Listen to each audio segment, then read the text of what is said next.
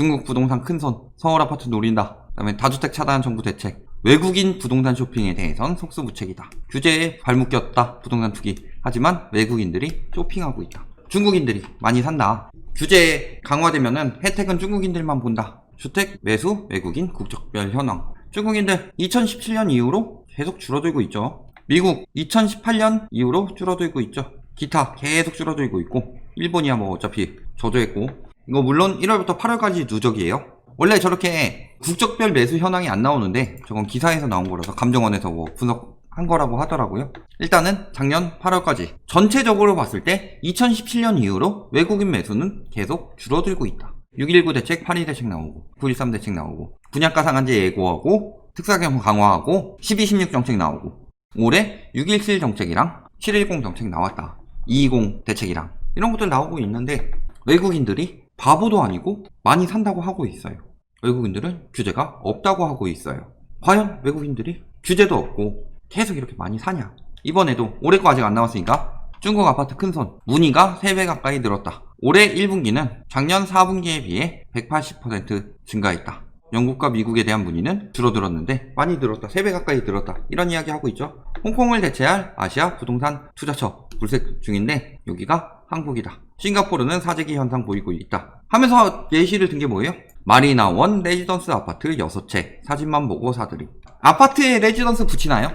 레지던스랑 아파트가 있으면 나중에 시세 차익 보는 게 레지던스예요? 아파트예요? 레지던스는 제가 늘 이야기했지만 사면 안 되는 3가지 부동산에 들어갔죠. 기획부동산, 지주택, 수익형 호텔. 근데 레지던스는 수익형 호텔이다 라고 제가 이야기했었죠. 말만 뭐 오피스텔과 호텔의 장점을 합쳤다라고 이야기하는데 이도저도 아닌 게 레지던스죠.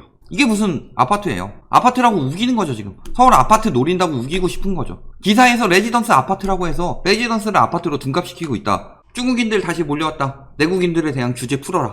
이런 여론을 만들려고 구라를 치고 있다. 지금도 강남 알짜 매물 구해달라. 다주택자 급매물 외국인들이 줍줍 우려하고 있다 라고 그러죠. 서울시 건축물 거래 4월에 252건이었는데 5월에 291건으로 16%나 증가했다. 강남구 5월에 35건으로 19건 대비 2배 증가했다. 19 곱하기 2면 38건이죠. 부족함에도 불구하고 2배라고 이야기해요. 기사에서. 반대로 14건으로 두 자릿수 거래량 유지했다. 그러면서 돈 될 만한 것으로 외국인 자본이 몰리고 있다. 이 부분에 대해서 저희가 팩트 체크해 봅시다. 건축물 외국인 거래. 일단 서울시 전체적으로 봤을 때 작년 대비 줄었죠. 전체적으로 봤을 때도 작년 집값 뜬다는 7월 이후로 딱 전달 제외하고 이때보다 적었던 적이 있나요? 딱 전월만 비교해 놓고서 올랐다. 급매물 줍줍하고 있다. 통계라는 거를 저 따위로 이용하면 안 되죠. 통계 조작은 굉장히 간단합니다. 유리한 것만 보여주면 돼요. 자주 이야기하는 그 유튜버들도 보면은 뭐 계속 오르고 있다 했는데 뭐 2016년 거 딱 끊어서 이야기하고 있고 헬리오시티 뭐 전세 계속 오른다 하고 있는데 작년 12월에 딱 끊어서 하고 있고 작년 12월 대비 올해 엄청 많이 떨어졌는데 이런 부분 이야기 안 하죠. 그리고 요것도 통계 뭐예요? 딱 전월만 비교한 거죠. 그러니까 통계를 이따위로 이용하니까 세계 3대 거짓말이 첫 번째가 거짓말, 두 번째 새빨간 거짓말, 세 번째가 통계다. 이런 이야기가 나오는 거예요. 그리고 강남 서초 볼까요? 뭐 2배 좀 안 되는데 얘는 2배라고 우기죠. 2018년대에 비해서 훨씬 줄었죠. 작년 이맘때쯤에 비해서도 그렇게 늘어난 거 아니죠.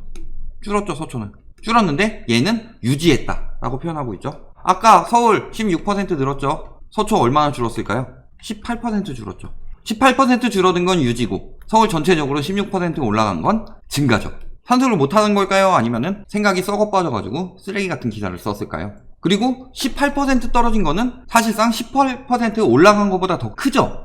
50건에서 100건으로 증가했다고 해봅시다. 100% 증가죠. 이 100건에서 다시 50건으로 줄어들었다. 50% 감소죠. 그러니까 증가폭이 커 보일 수밖에 없다. 이런 부분에 대해서도 이야기하지 않고 100% 증가했다고 50% 떨어져도 떨어지는 게 사실상 그 퍼센테이지가 가지고 있는 건수는 더 많다는 거죠. 서초 같은 경우는 18%가 떨어졌는데 이거는 유지됐다고 이야기하고 있다. 올해 초부터 돌았던 얘기죠. 조선족은 부동산 대출 무제한이다. 한국엔 특히 없음. 조선족. 이런 이야기 하고 있는데 팩트체크 한번 또 해보자. 현행법 보면은 부동산 대출 관련 규제 내 외국인 동일 적용한다. 재외동포법 대한민국 국민과 동등한 권리를 갖는다. 국내 은행에서 주택담보대출 받을 경우 강화된 이의심사를 받아야 된다. 대출 무제한이나 이자 할인 등 서비스 없다. 취득세, 재산세, 양도세도 동일하게 적용한다. 단 투자 이민 목적 구매 외국인 감세 혜택이 있다. 감세 혜택이 있는데 이 감세 혜택이 어떤 부분에 들어가냐면 아파트에 안 들어가요. 보면 어디 들어가요? 투자이민제에서 5년 이상 유지할 때 영주권 주는 제도, 콘도, 리조트, 펜션, 휴양 목적, 체류시설 한정이다. 개불도 모르는 인간들이 우기는 거죠. 외국인들은 외국 은행에서 대출 받아가지고 들어와서 사는데요. 뭐 이런 이야기도 돌았었죠. 그러면 우리나라에서 외국 은행을 규제하겠다라고 할 수 있어요? 서울 아파트 뭐 퍼센테이지로 따지면 10%는 뭐예요? 5%도 안 되는, 2, 3%밖에 안 되는 그 정도 되는 외국인 거래량을 가지고 그것 때문에 규제 다 풀어줘야 돼요. 외국인들 거래량 5월에 조금 늘어났고 그것도 건축물 거래량이에요. 그 전까지 계속 줄고 있었다. 작년 말부터. 건축물 거래량밖에 안 나와요. 주택 거래량 안 나오는데 저 건축물에 뭐도 들어가요? 오피스텔, 레지던스. 아까 레지던스인데 아파트인 것처럼 호도했죠. 펜션, 뭐 상가, 빌라. 왜 뭐 수익형 부동산. 아무거나 사도 건축물 거래 현황에 들어간다. 그런데 저게 강남 급매물 줍줍이라고 하려면은 실질적으로 어느 아파트를 어떻게 급매물이 나왔는데 어떤 중국인이 샀다, 어떤 미국인이 샀다, 이거에 대해서 거래량이 작년에는 전수조사해봤더니 19건 중에서 아파트 산 게 10건이었는데 올해 전수조사해봤더니 36건 그 정도 되는 거에서 20건으로 늘었다. 그래서 2배 증가했다고 하는 거다. 이렇게 정확히 갖다 주는 게 아니라 건축물 거래를 가지고 뭉뚱그려서 아파트 줍줍한다. 이런 식으로 거짓말을 하고 있다. 그리고 또 뭐예요? 외국인 규제 강화 안 하냐? 왜 2월 이후에 줄었을까요?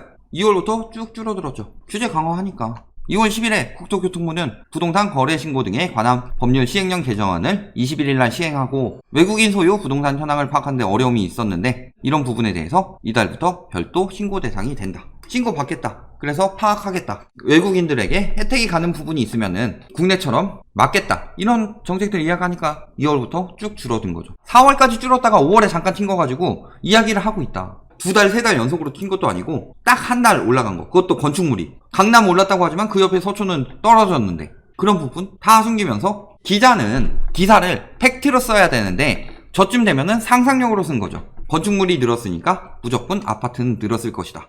4월에서 5월 늘었으니까 앞으로 6월, 7월 계속 올라갈 것이다. 라고 마음대로 생각해서 기사를 쓰고 있다. 기자가 아니라 작가죠, 작가. 작가 이 새끼들아. 7월부터 조세 제도 했을 때 외국민과 외국인이 토지 건물을 양도하고 소유권 이전 등기를 신청하는 경우 부동산 등 양도 신고 확인서 제출 의무 부여한다. 여기도 다 신고 받는다. 근데 무슨 그냥 사들이는 것처럼 이야기하고 있냐 라는 거죠. 또 취득세 얘기했지만 아까 똑같이 물린다고 그랬죠. 최고 12% 주택 추가 취득세 외국인도 똑같이 물린다.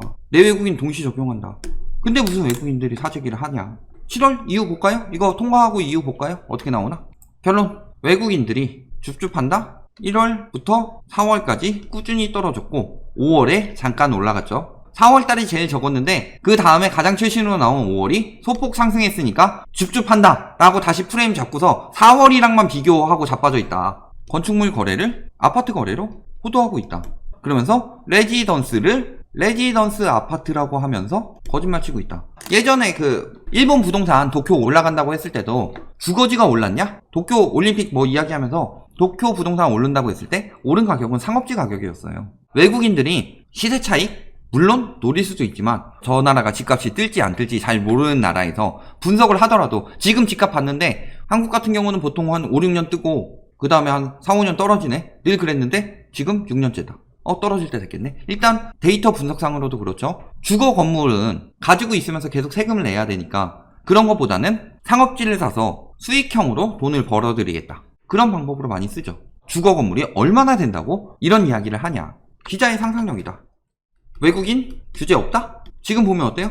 규제 조금 완화된 데 있었죠. 휴양지, 콘도 같은 것들, 펜션 같은 것들. 그런 거에 대해서는 규제가 조금 완화되지만 실질적으로 아파트나 빌라 같은 주택에 대해서 규제 완화 없죠. 대출 규제 똑같이 받는다. 다만 외국에서 대출을 받아서 올 경우에 그거를 막을 수 없다는 건데 미국인이 미국에서 대출 받아서 우리나라 주택을 산다. 이거 우리나라 법으로 막을 수 있어요?